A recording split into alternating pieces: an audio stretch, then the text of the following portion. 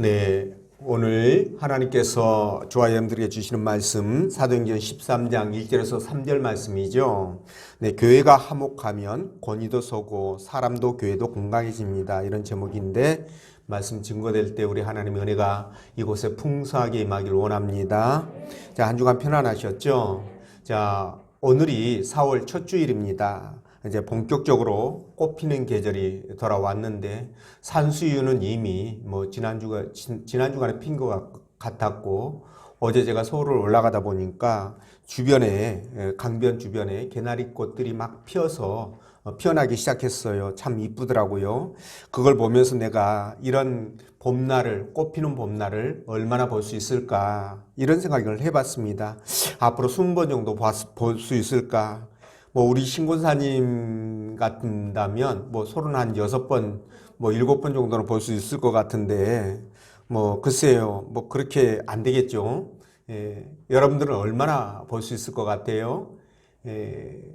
우리가 장담하지 못하죠. 그렇기 때문에 우리가 하루하루 겸손하게 주님을 의식하면서 믿음 안에 살아가야 된다라는 것을 다시 한번 깨닫게 되는 거죠. 그런 여러분 되시기를 바라고요. 네, 오늘 본문 말씀을 통해서 다음과 같은 세 가지로 우리 하나님이 은혜를 주셨는데, 그 첫째가 사람을 키우는 것이 교회의 의무라는 것이고요. 두 번째는 교우들 간의 화목이 건강한 교회의 시작이라는 것. 그리고 세 번째가 성도는 교회의 권위를 거룩하게 여겨야 된다, 여기고 지켜야 된다, 그런 뜻이겠죠. 그래서 본 말씀을 따라가면서 성령께서 우리에게 어떻게 은혜를 주실지 성령이 들려주시는 하나님의 음성을 듣도록 하겠습니다. 자, 첫째로 사람을 키우는 것은 교회의 의무다, 이렇게 말씀하시는데 1절 말씀 한번 읽어보겠습니다. 시작.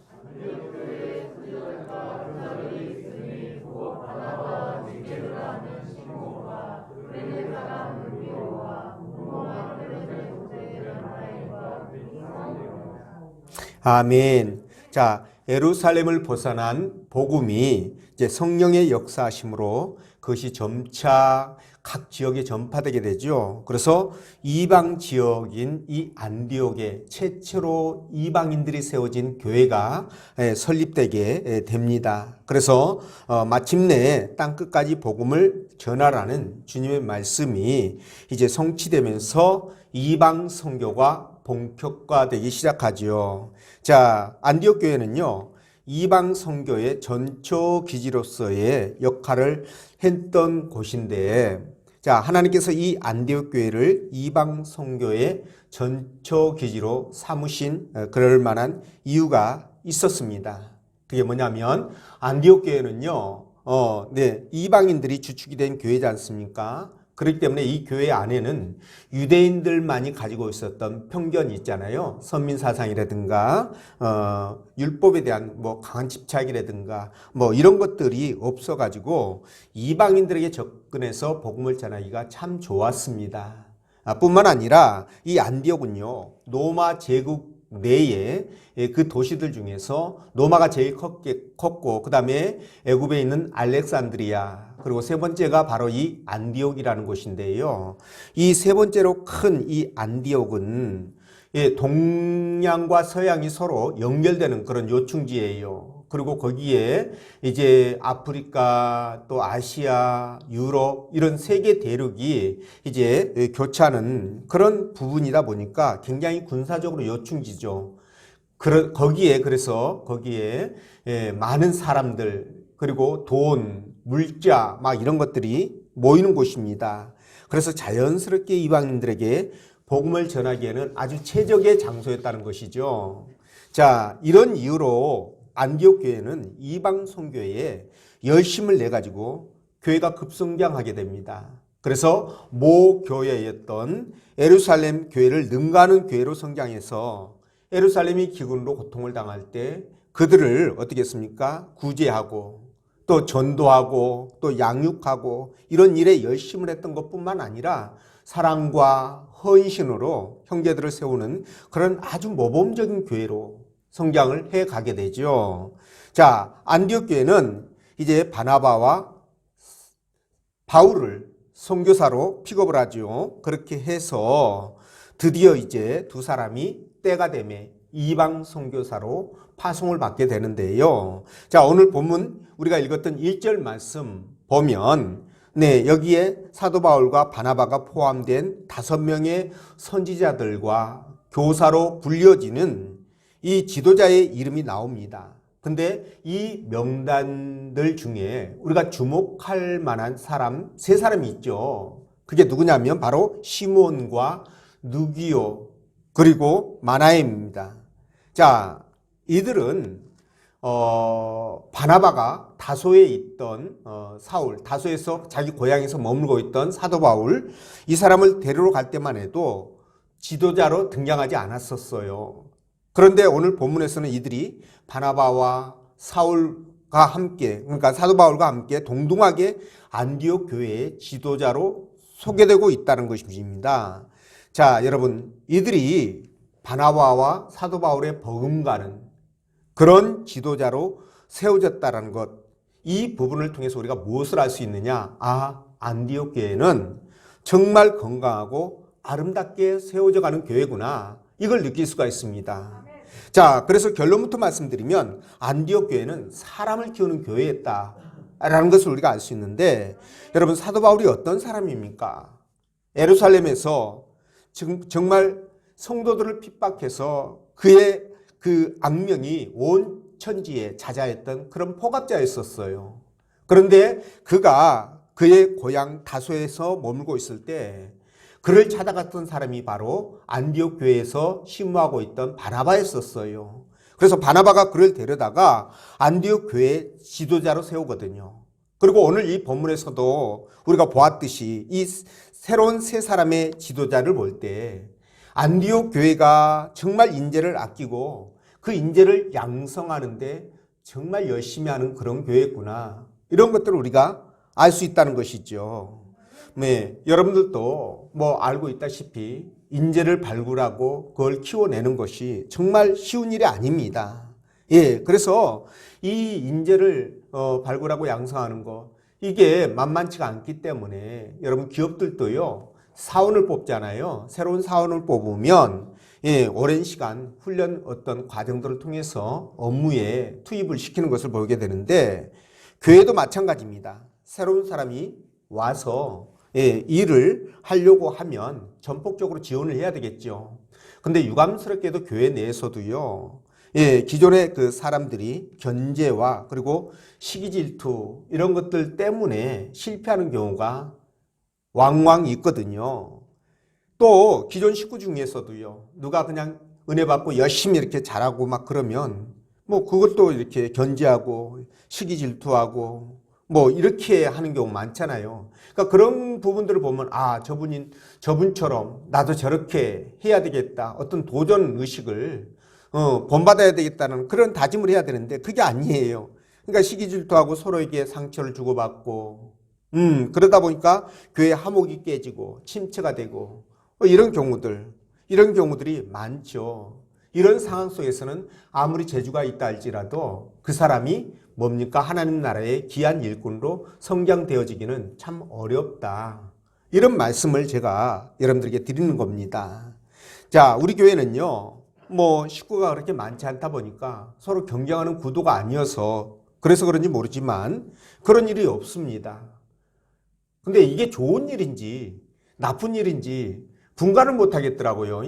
좋은 것 같기도 하고 또 나쁜 것 같기도 하고. 그러니까 이 안디옥 교회는 누가 일을 하면은요, 정말 그 사람을 지지해주고 더 잘할 수 있도록 격려해주고 이랬었거든요. 자, 그래서 안디옥 교회가 이렇게 급속하게 성장하게 된, 그러니까 복음만 전해서 되는 것이 아니라 교회 자체 내에서 그것이 그렇게 잘 양육되어지고 훈련되어질 수 있도록 분위기들이 만들어졌다는 것, 이 부분을 우리가 주목할 필요가 있는데, 자, 그러면 안디옥 교회가 어떻게 인물들을 잘 양성해서 성장하는 그런 교회가 되었을까? 자세히는 알 수 없습니다. 그 이유를 알 수 없지만, 그러나 분명한 것은 누구나 재주가 있다면 일을 맡겼을 것 같고요.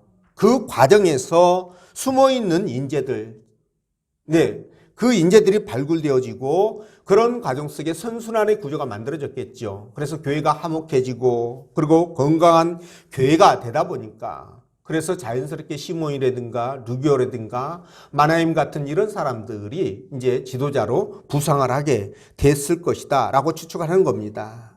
다시 말해서 이 안디옥 교회는요, 복음을 증거하는 일에 있어서는 모든 편견과 거짓과 이선을 버리고 성령이 역사하시는 대로, 성령이 인도하는 대로 그렇게 움직이는 교회였다는 것이죠. 그러다 보니 이 교회가 아름답고 주님 보시기에 아름답고 또 건강한 교회로 그렇게 성장이 될 수 있었다는 거예요. 여러분, 오늘 이 안디옥 교회에 사도 바울과 바나바를 비롯해서 큰 일꾼들이 세워졌다는 것은 그만큼 안디옥 교회가 살아있는 교회에, 살아서 움직이는 교회에, 생동감 있는 교회에, 그리고 건강한 교회, 복된 교회라는 그런 뜻이 아니겠습니까? 네, 그래서 오늘날 교회도 말이죠, 인재들이 발굴되어야 되고 그리고 그 인재들이 성장하고 그리고 교회 지도자로 부상을 해야 됩니다. 그런 교회가 건강한 교회고 성장하는 교회로 자리 잡지 않겠습니까? 그러니까 그렇게 될 수 있도록 우리가 기도하면서 격려와 지원을 아끼지 말아야 되는 것입니다. 예, 여러분도 그렇게 생각하시죠? 자, 여러분, 그 부분이 굉장히 중요한데 오늘날 서구 유럽 교회들이 거의 문을 닫고 침체가 아니라 거의 문을 닫았죠. 그렇죠? 자, 이렇게 된 이유가 무엇일까 생각해 보면 여러 가지 이유가 있을 것입니다. 그런데 저는 그중에서 가장 큰 것이 바로 주의 일을 감당할 일꾼이 없었기 때문이라고 저는 생각합니다. 자, 교회는 큰데 성도가 없고 일꾼이 없으니 점점 그 교회가 쇠락해가고 그리고 문을 결국은 닫을 수밖에 없지 않겠습니까? 이걸 보면 교회의 진정한 자산은 교회가 크고 땅이 많고 돈을 많이 가졌고 이런 부분이 아니라 뭡니까? 바로 사람이구나. 네, 양육되어지고 훈련되어진 사람들이 얼마나 많이 있느냐 없느냐, 이게 바로 교회의 자산이라는 것을 우리가 깨달을 수 있습니다. 사실 교회라고 하면 구원받은 성도들의 그 모임 자체잖아요. 구원받은 성도 그 자체가 교회이긴 합니다. 네. 그런데 이렇게 인재가 중요하고 소중하다면 여러분, 교회 학교의 중요성이 대두될 수밖에 없어요. 네. 오늘날 우리 한국교회가 이 교회 학교가 점점 정말 소멸돼 가는 그런 이제 현상들이 우리 교회를 뿐만이 아니라 한국교회 곳곳에서 많은 교회들에서 나타나고 있는데요. 물론 고도로 발달된 이 사회 어떤 제도 문화, 매스컴, 여러 가지 콘텐츠 이런 것들 때문에 그럴 수는 있습니다.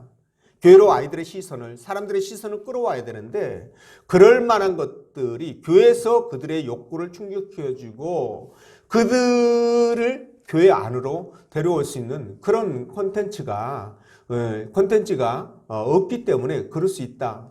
사회 발달하는 그 콘텐츠를 따라갈 수가 없잖아요. 교회 콘텐츠라고 해봐야 뭐가 있겠습니까? 그렇다고 해서 교회가 오락을 하고 막 그럴 수는 없잖아요. 노래 자랑을 하고. 예. 그러면 뭐예요? 교회는 복음밖에 없거든요. 예. 복음을 증거해서 사람들에게 생명을 가질 수 있도록, 새로운 생명을 깨달을 수 있도록 해주는 수밖에 없습니다.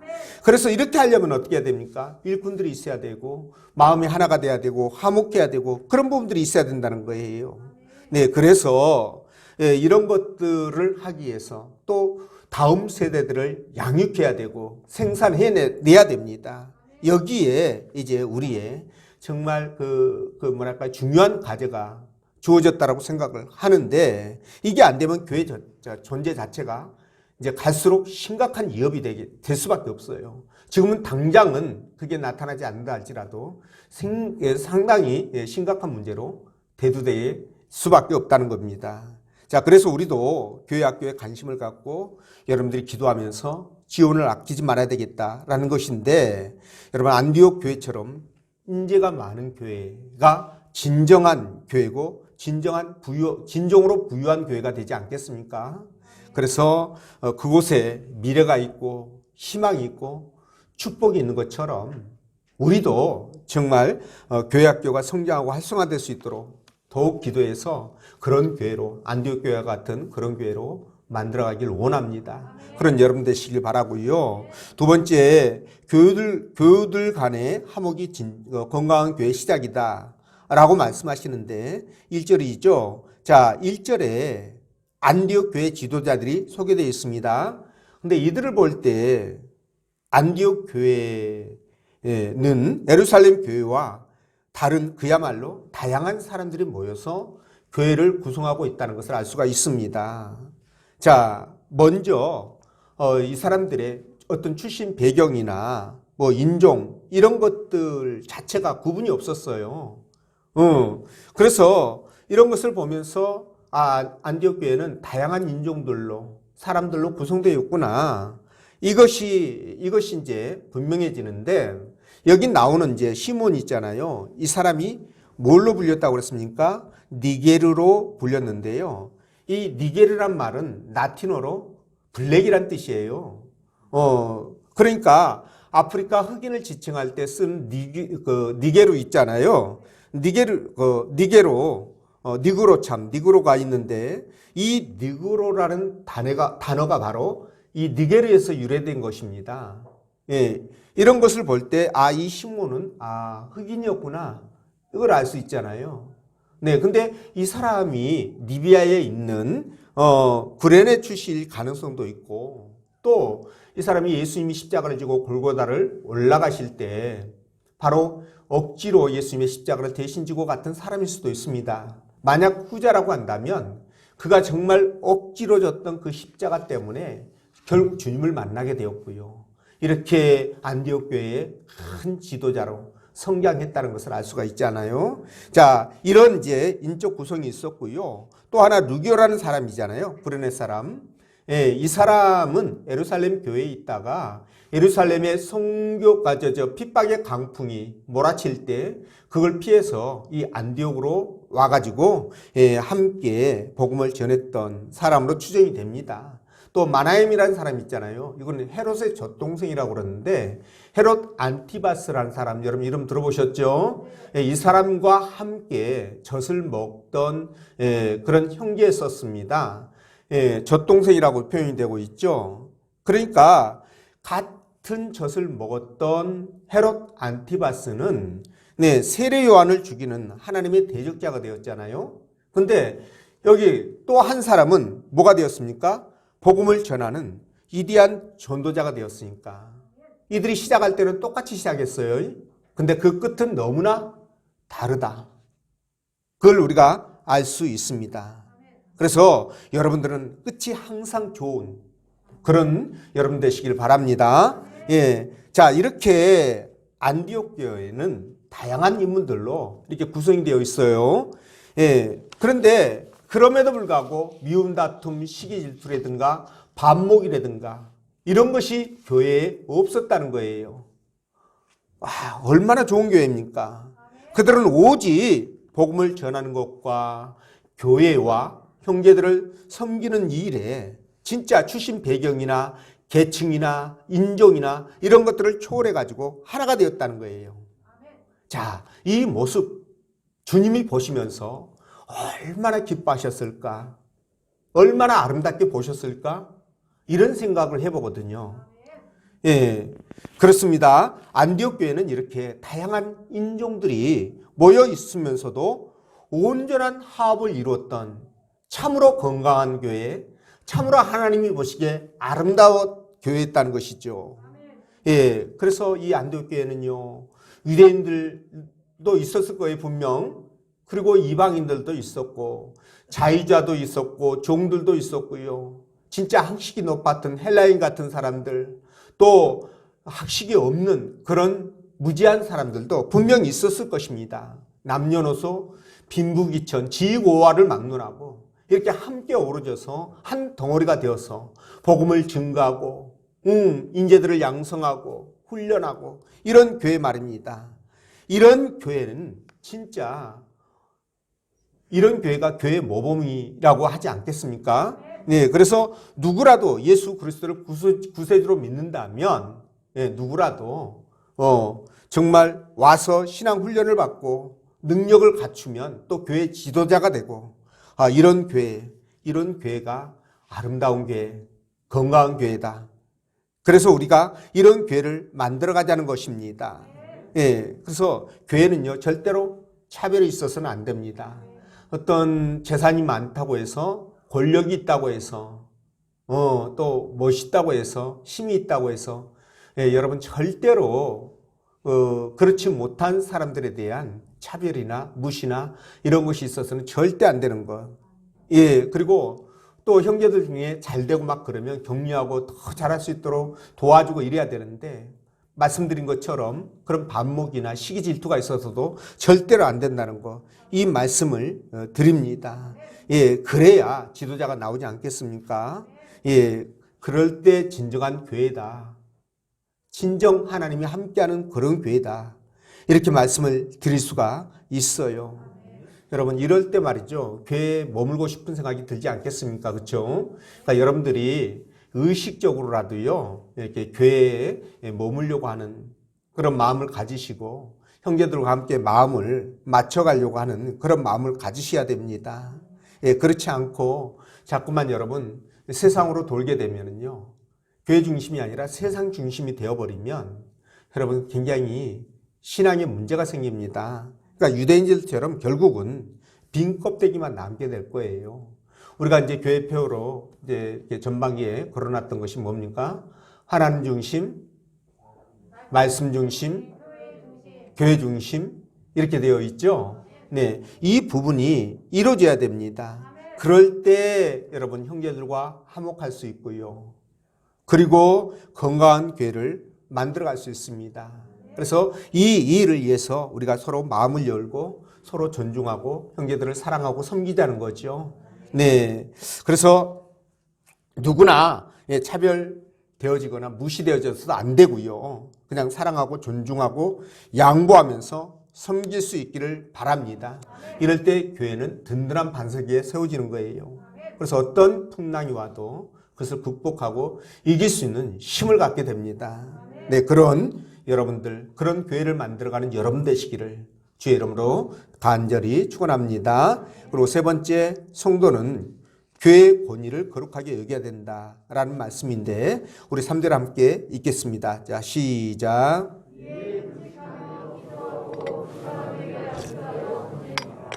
아멘. 자, 여러분, 안디옥 교회는 비록 이방인들이 세운 이방 교회였지만 하나님의 은혜와 사랑 안에서 서로 화목하고 건강하게 성장을 거듭해서 남을 돕고 선교사를 파송하고 그런 중추적인 교회로 만들어져 갔다. 이렇게 말씀을 드렸는데요. 이제 때가 되면 주를 섬겨 금식할 때에 성령께서 지시를 하죠. 그래서 바울과 바나바를 택해가지고 선교사로 파송하라. 이렇게 이제 말씀하십니다. 자, 이 말씀에 따라서 이제 안디옥교회가 순종하는 거죠. 교회가 엄숙한 절차와 의식을 거행하는데 먼저 금식하고 또 기도하고 그러면서 마지막으로 안수식을 거행하잖아요. 그죠? 자, 근데 이 두 사람을 파송하는 그 주체가 누구였습니까? 성령님이시잖아요. 성령 하나님이시죠. 그러니까 성령께서 선택했고 명령했으니까 그리고 이런 거 다 절차 무시하고 그냥 나 갈게, 우리 갈게 이러면서 그냥 가도 되잖아요. 응? 그럼에도 불구하고 왜 안디옥 교회는 금식하며 기도하며 거기에 안수식까지 거행해 가면서 그렇게 파송을 했냐는 거예요. 이런 걸 볼 때 안디옥 교회는 의식이나 이런 절차들을 굉장히 중요하게 생각했구나. 이런 것들을 우리가 알 수가 있습니다. 자, 여러분, 사회가 복잡하고 발달해질수록 바쁘게 돌아갈수록 의식이나 절차 이런 것들은 그냥 중요하게 생각하지 않죠. 내용이 중요하고 정신이 중요하지 무슨 의식이 중요하냐 이런 말들 많이 합니다. 그래서 이런 게 빠르게 변화되는 이런 것들이 교회 안에까지 몰려 들어와서 교회에 여러 가지 많은 문제들을 일으키고 있는데요. 그러나 여러분, 내용이나 정신이 중요할수록 그것을 담아내는 그릇 또한 굉장히 중요하다는 거예요. 이 그릇 같은 교회의 의식 역시 거룩하고 중요하다. 이걸 우리가 잊지 말아야 된다는 겁니다. 사실 우리 하나님, 예수님께 이 의식이나 절차 이게 중요할까요? 전혀 중요하지 않습니다. 그럼에도 불구하고 우리에게 이런 부분을 말씀하시고 그렇게 행하라고 하신 이유가 뭘까요? 그게 바로 뭐냐면 저와 여러분들은요, 육의 몸을 입고 있잖아요. 그러다 보니 이런 환경이나 형편이나 처지, 이런 의식, 이런 것들에 굉장히 많은 영향을 받아요. 네, 이런 것을 너무나 잘 알고 계셨기 때문에 우리 예수님도 제자들에게 뭐라고 얘기합니까? 이 땅을 떠나시기 전에, 승천하시기 전에 뭐라고 그래요? 너희들이 가서 세상에 나가서 복음을 전해가지고 제사를 삼아서 그들에게 뭐를 베풀라? 세례를 베풀라. 이렇게 말씀하시잖아요. 자, 여러분, 이 세례를 베풀라고 말씀했는데, 물세례 이거 성령 세례면 되지 않나요? 진짜 구원받는 데는요? 근데 왜 굳이 물세례를 베풀라고 했을까? 이 부분을 가만히 생각해 보면 여러분, 주님께서요 생각하시는 것은 바로 이 의식이나 절차 과정들이 상당히 중요하다는 것을 우리에게 말씀하시기 위한 하나의 방편이었다는 거예요. 아니, 세례가 하나님께, 주님께 무슨 의미가 있겠습니까? 우리에게는 그러나 굉장히 중요한 거예요.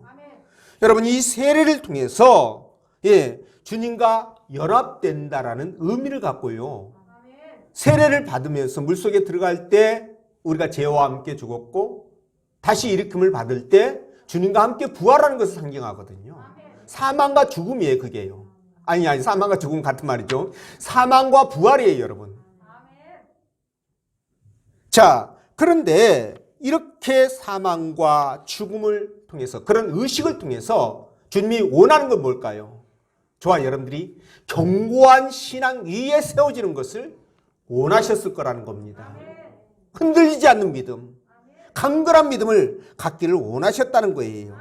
그래서 이런 주님의 그 의도를 파악한 제자들이 초대교회 때 처음으로 집사 7명을 세울 때 어떻게 했습니까? 기도하고 금식하면서 이들을 안수식을 거행해서 세우게 돼요. 안수하여 세우게 됩니다. 자, 여러분, 이렇게 엄숙한 의식을 통해서 세움받은 이 초대교회의 그 일꾼들이 어떻게 변화가 되었습니까? 스데반 같은 경우는요, 죽음을 두려워하지 않고 복음을 전하다가 그 엄중한 엄혹한 그 환경 속에 복음을 전하다가 결국은 최초의 순교자가 되지 않습니까, 여러분? 그리고 빌립 집사 같은 경우는 어떻게 했어요? 사마리아 지역을 비롯해서 각처를 다니면서 놀라운 기적과 능력들을 베풀면서 하나님의 그 말씀들을 선포하고 증거하는 그런 역사를 감당을 합니다. 또 여러분, 이렇게 하나님 앞에 의식을 통해서 그렇게 세워진 종들이요, 정말 핍박과 환난으로 기독교가 암울했던 그 시기에 그들이 동굴로 들어가고 지하 동굴로 들어가고 산으로 들어가고 그러면서도 예배하며 진짜 기독교의 그 명맥을 지켜왔습니다. 쉬지 않고 복음을 전해서 또 믿는 자의 숫자들이 급속하게 늘어나는 그런 일들을 감당하게 됩니다. 여러분, 놀라운 일 아닙니까?